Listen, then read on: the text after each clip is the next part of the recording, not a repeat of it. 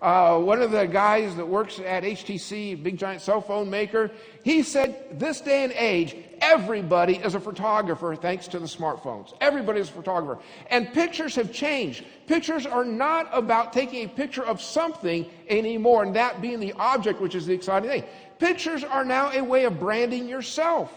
So what you take a picture of does not say near as much about the item as it does about you. Your choice of the picture, how you filter the picture, where you place what. So it's really is a selfie world, very self-centered, revolving world and ever growing in that direction. So we kind of want to look at that in the sense of how does that affect our contentment today in that big picture? Well, for us who read other people's posts and see what other people are putting out there, it's kind of like we are sitting behind the scenes. You know, if you were to go behind this wall back there, it would be a mess. It's not pretty. It's kind of ugly, right? And that's kind of how we are. We sit in a mess. It's not pretty. It's a behind-the-scenes life. But we are looking out at somebody's highlight reel, the very best that they have.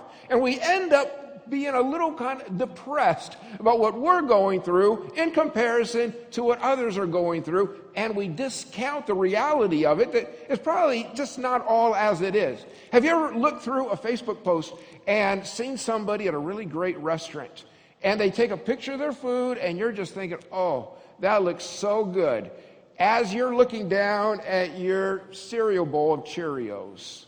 And you're just thinking, oh, man, I wish I had something good to eat too, right?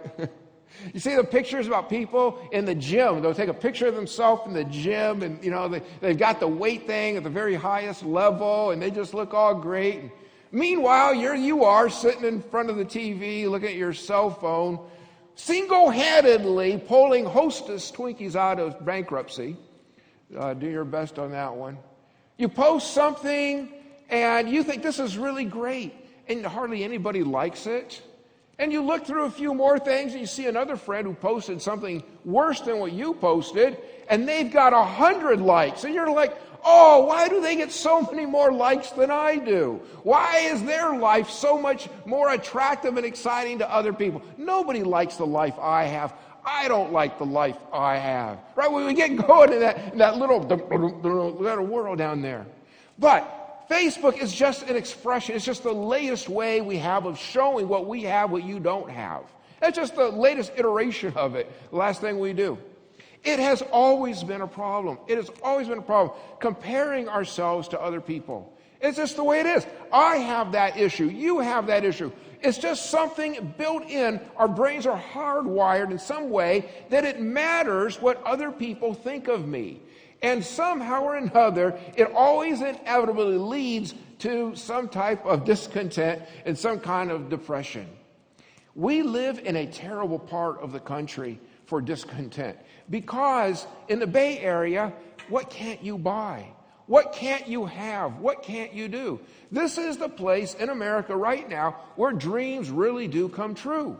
And it's hard for us whose dreams are not coming true, who are living here struggling, trying to get by, and everybody else, so to speak, looks like everything is just falling into place so beautifully. But we ourselves aren't, and we get all excited about what could be, and then frustrated because it's just out of our grasp, just out of our reach.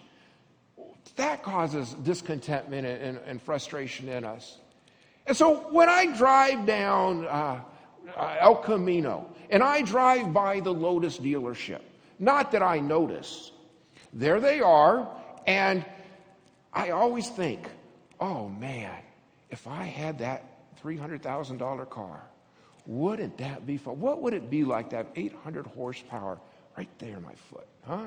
Just right there. You know, I wouldn't be sitting right here. I'd be way down the other end of that street right now, just like that. Right? We do that. We play little games like that. But here's the thing. We are really good at creating an aroma, at creating a desire for something, and really bad at finding fulfillment in that. You know how scientists have mastered smells? And so they could blindfold you, and they'd bring in a piece of paper. But you're convinced they have just carried in a charcoal grill with the most delicious ribeye sizzling on there. And you're like, oh, I am ready to eat. This is going to be great. They take off the blindfold. It's just a piece of paper with some chemicals on it. And it tricked your mind into thinking, I am ready to eat. But also when you see the paper, I'll pass on that. Thank you very much. It's disappointing. It's the same way in our day today when we see something that looks so great, we naturally think that that will be the source of our fulfillment. So something, a scenery, a person, some kind of image gets inside of us, gets us excited, makes us think this could really change my life. But then we make the mistake of thinking then that is also the source of what is going to make my life. And that's not the case at all. All it does is wake up our senses and makes us excited and think of something that would be big enough to fill the void or to fill the need that we have in our lives. And if we do take possession of that, whatever it might be, a person, a job, material, whatever it might be, we grab it and we're disappointed by it. It never lives up to it. And there's areas where that happens. It happens in material and financial world. A car, a house. Man, these things could really make a difference. Relationships. Have you ever seen a group where they all went and had a great party together and you're friends with everybody in that picture? And somebody posts on that picture, it was so great being with all my friends today here at this restaurant. And you're sitting there, I'm a friend. I'm not in that group. What about me? Well, why did I get invited to that, right? It's kind of disappointing that way.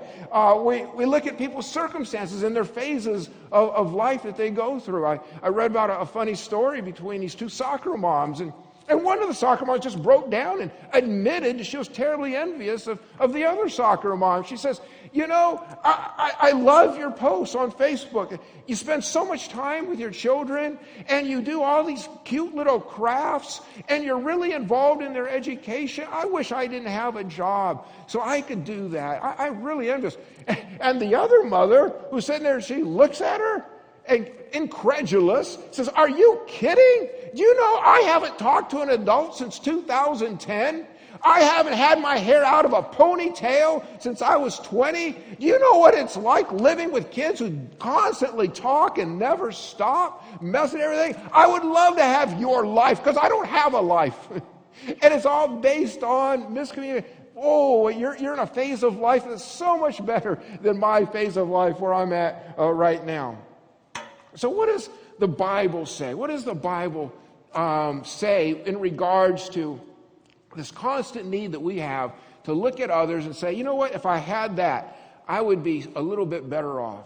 Let me tell you where the Bible starts. The Bible starts at a very basic level, right here, and this is very good.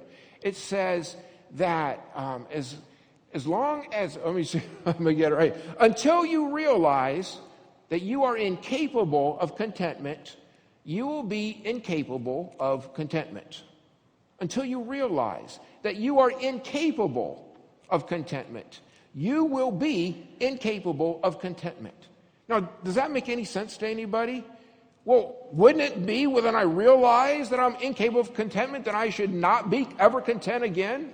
But the Bible says absolutely not. It's the polar opposite of that. As soon as you realize that you do not have what it takes to be content, you cannot own enough that it means to be content. You cannot have enough of a relationship and enough of a grasp on somebody to be content. When you recognize that contentment is fully beyond your reach and what you can do, now you are ready to experience contentment. And this is where it comes from. The Apostle Paul, writing to the church in Philippi, writing from prison, nonetheless, facing his own imminent death, he writes on contentment. And what he has written has made all the difference for Christians throughout the ages, throughout the centuries. It has profoundly changed our character and who we understand ourselves to be as people in God's kingdom and in God's world. It is he lists it, we'll read this here, he lists it as a secret. As a secret. And what's the deal about the secret? The deal about the secret is nobody else sees it. Only those who are on the inside, that have the inside knowledge, who understand what God is talking about, realize it's a secret that is revealed to those who are right with God and those who understand what God is writing through Paul to the church in the Philippians. So this is what it says. So here, read along with me. I know what it is to be in need, and I know what it is to have plenty. I have learned the secret of being content in any and every situation, whether well-fed or hungry, whether living in plenty or in want. Are you ready for the secret? Here's the secret. I can do all this through Christ who gives me strength. What human being on this earth says, I will not be content if I... No, every human being believes that circumstances, situations, possessions, experiences matter for you to be content. When you say, no, I'm not content, your thought immediately goes to what I could have, what I could do, what I could be. Then the obvious is, then I would be content. But the Apostle Paul is saying, regardless of the situation, you guys wonder how I can be so content sitting here in prison waiting for my beheading. How can I truly be content? My secret is none other than Jesus Christ gives me the strength to make it through. Jesus Christ gives me the strength to move through all of the distractions and all of the aromas and all of the false promises of everything around me, and gives me the contentment that cannot be equaled by anything else. The secret is always Jesus Christ. And that's what he says beautifully here. Through Christ's strength. That's what makes all the difference. All the difference in our lives. It is Jesus Christ. We'll talk a little bit more about that. But let me give you two things that make all the difference, and this is what you should pursue. These are two things you could pursue using the strength of Christ. You don't have it. You are incapable. I am incapable of finding contentment, but Christ enables us by his strength to find contentment. And these are two exercises that we can use with the strength that God gives us through Christ to find contentment. Number one, kill the comparisons. Kill the comparisons. We are constantly asking other people, so, am I okay? What's going on in my life? You think am I doing okay? Am I doing all right in comparison here? And as Americans, as living in this country, what do we find? We find that we are doing better than 95% of the people in the world. Is that satisfying to you to know that you are doing better than 95%? That you actually have a place to go to sleep that's not exposed to someone knifing you? Are you pleased that you actually use a toilet that flushes? Does that mean anything to you? Sometimes we look at all these things and we say, yes, but not enough to make me content. Because a lot of people, 95%, that's several billion people are out there saying, oh, I would be content if I had what you had. Oh, I'd be really content. But here we are saying, but I'm not content. And we can go through and we can look at all these other people and they'll say, you know what, you're doing really good. You know, you drive a nicer car than I do. You got a more secure job than I do. You're in better shape than I am. You know, you have better health. All these, and all the way through, we're like, okay, maybe I'm content. But what do?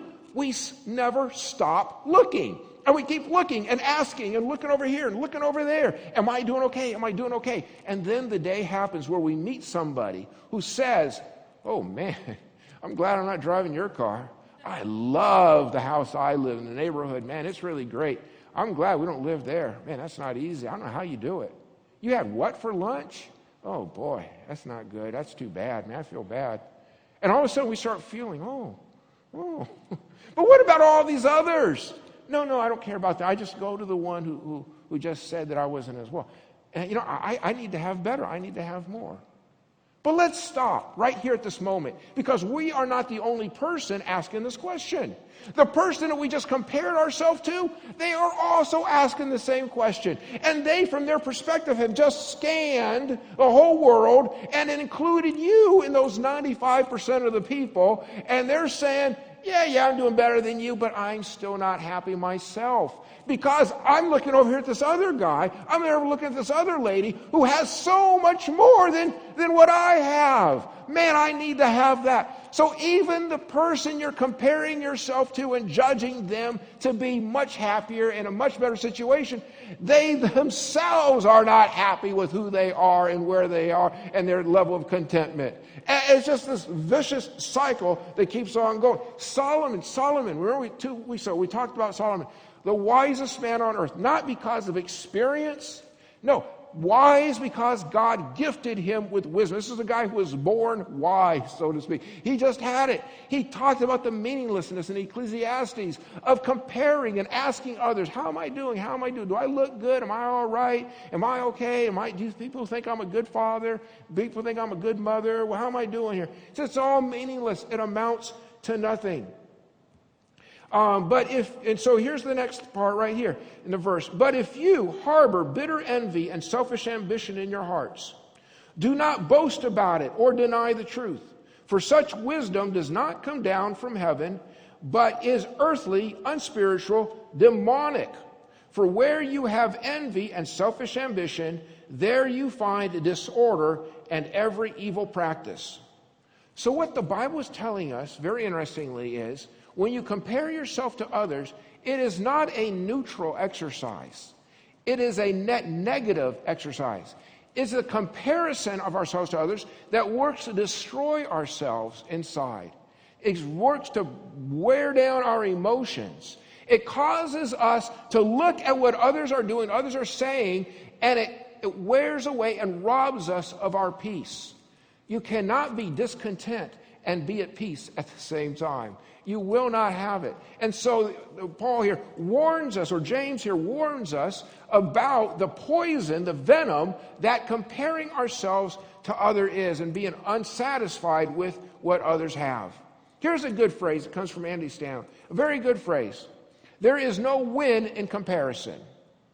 Did you ever hear there's no I in team? Well, it's the same thing. There's no win in comparison. You cannot win as long as you are comparing yourself to somebody else, holding yourself up to that standard. It's just not going to happen. There is no win in comparison. It just never, ever happens. So what's our response to be when somebody's doing better, somebody's a little bit healthier, somebody's a little bit happier? What are we to do? Very simple. We celebrate their win. We celebrate their blessing. We say, God, thank you for the blessing that you have given them. Thank you, Lord, that you've seen fit to give them a car that is really great and really fast with a lot of horsepower. That's really great. And we cultivate that attitude of celebrating the goodness that God has shared with other people and leave it at that. And then we look back at our lives and then we say, and then what about me? Leverage what you do have. Leverage it. Don't judge it by what somebody else has, but leverage what you have and say, I'm going to make the very most by God's strength and God's help. My faith in God, I'm going to do the very best with what I have, and I'm going to move forward and look for God's blessing in my life too. That's how we combat that attitude of comparisons. And here's the second thing. We'll cultivate gratitude. Cultivate gratitude. Isn't gratitude all about perspective when it's all said and done? It really is, isn't it? It's all about perspective. You know, I don't care how sick you feel you are and how unlucky you might feel health-wise. But all you got to do is walk down any hospital hallway in this country and you start going, oh, okay. I guess I'm not as bad as everybody thinks I am. I'm okay. Wow. I'm going to be all right. Well, take note of number one. You are in a hospital. Do you know how many people in this entire world would like to be in a hospital being treated like you are? People suffer all over this world without ever seeing a hospital, but here we are, and we just take it for granted. Why? What did any of us do to deserve to be in this spot? Don't all of us know a multitude of people who are better than us in so many ways, but they don't have the advantages and the privileges that we have by living around here? What is it that something would fall out of the sky and place us here? It really is, isn't it? It's a matter of perspective, of being able to see, well, okay, let me look at it from a different angle. Well, you know what? Maybe I could be a little bit more grateful. Here's a good verse. For the despondent, every day brings trouble. For the happy heart, life is a continual feast. It's telling us right off the bat, for the despondent, every day is miserable. But for those who are happy in their heart, you know what? Every day you're always going to find something good. When you start looking for what you're looking for, you're going to find it. Isn't that right? When you start looking for what you're going to look for, it's going to show up. You're going to be able to identify it. Now, I'm going to be honest with you. Some of the most optimistic people in the world, that are some of my friends, are also, to me, some of the most annoying people in my life. Oh, yeah. And I can go to this, oh, man, I've got this big problem. I'm suffering with this. I'm really struggling, blah, blah, blah, blah, blah. And then what do? They just find that silver lining to that cloud. They come in, well, no, it's really not bad. It's really, really great. This is what's, why don't you see it this way, not that way? Oh, I can't stand that. While I'm with them. But you know what I do after I step away and I keep thinking about it? I agree with them. Well, that is kind of true. I come back around and say, wow, look at that. And we find that it really is a skill to not complain about things, but instead to look for things, use that time instead to identify the things that are going really well. How many of you would be able to, if I were to ask, what is God doing in your life and around your life right now? How many of us would actually be able to give an answer to that question? Some of us would have to stop and wonder, what God is doing in my life, around me? Oh, that's a hard one. Right? We do that. But it's a mindset, it's a mindset, it's an attitude that we come to this with. That God is at work, that God is redeeming, that God is buying back and changing the world and changing our hearts and changing our lives. And when we open our eyes to what God is doing, it really explodes in excitement in us to all the ways that God is at work in our lives. When you see one, you can see two. When you can see two, you can see four. And it has a multiplying effect like that of seeing how faithful and how good God is in our lives. Let me give you a second verse. Enjoy what you have rather than desiring what you don't have. Enjoy what you have. How many of us spend our lives, oh man, I don't got that. Why didn't that happen? Right? And when we get going down that long road, but God's saying, hey, step back. What do you have? What do you have? Enjoy that. Because let me tell you, God has a purpose and a meaning for every one of our lives. And if you want to reach your full potential as a human being on this earth in what we call a lifespan that God gives us, let me tell you where the right wall to put your ladder up against is. God's will for your life. Whatever you try to do in your life outside of God's will, you will hit a ceiling. And discontentment will be your name all the time. But when you align your life with God's purpose and with God's meaning, what God's called you to do, and you walk that, and you climb that ladder, and you go, there you will find God's potential being fulfilled in your life, and you will fly out far more and receive far more reward for what you're doing than you could have ever imagined before. Align yourself with what God is doing. God does not say, oh man, there's Greg. You know what he needs? Man, he needs to be able to preach shorter sermons. Yeah, boy, I can't do anything to help him on that one. That's too bad. He's never going to amount to anything because I can't give him what he needs. Isn't that right? God does not look at any of us and think, well, too bad I didn't give them what they needed. Oh, that's just their tough luck. I don't know what to do about it. Right? You have everything you need to fulfill God's purpose. And finding that and getting into that groove will take you farther than you could have ever imagined, hoped, or dreamed, or wished in your life. God will bring you to the point that you had only imagined and dreamed about and desired in your heart. So that when you see that absolutely beautiful landscape, or when you see the beautiful mountains or the ocean or anything that just causes you to well up in mystery of the greatness and the goodness of God, and you think that all those desires are aroused, but they're just so elusive. When you find God's purpose in your life and you start living your life in the center of God's will, you find yourself walking and you find yourself assimilating. You find yourself relating to the best and the goods and the goodness of God and the peace of God and the mystery of the supernatural in your life. When you start connecting yourself with who God is to you and what God says about you, and we start eliminating those things, that desire that everything else just pointed to, that your desire becomes more fulfilled and it begins to build up, and it's not a disappointment in your life. And let me give you the third one. I have learned the secret of being content in any and every situation, and this is it. I can do all things, all this, through Christ who gives me strength. Now, I'll tell you what somebody here might be saying. I don't know. I'm just going to give a guess. They might be saying, oh, our pastor's so naive. He doesn't have a clue. You know what, Pastor? It's just not going to work. I'm sorry. I've tried this God thing. I've gone there as far as I could. Let me tell you what. I stubbed my toe. I hit so many walls.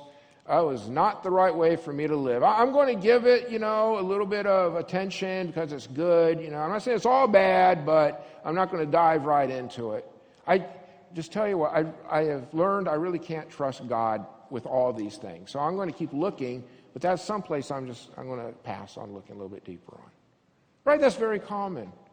But what are you saying? You're saying, well, I don't trust God. I don't expect God to be able to fulfill this in my life, this need that I have. Okay, then who do you trust? Well, I don't know. I just don't trust God. No, that's not an answer. Because what you're saying is, I don't trust God. So if you don't trust God, who do you trust? Your mother-in-law? Oh no, I know that was not the one. It won't be my mother-in-law. Well, who do you trust? Because ultimately it comes right around. You're saying, well, I trust myself. So when I see it, I'll know it.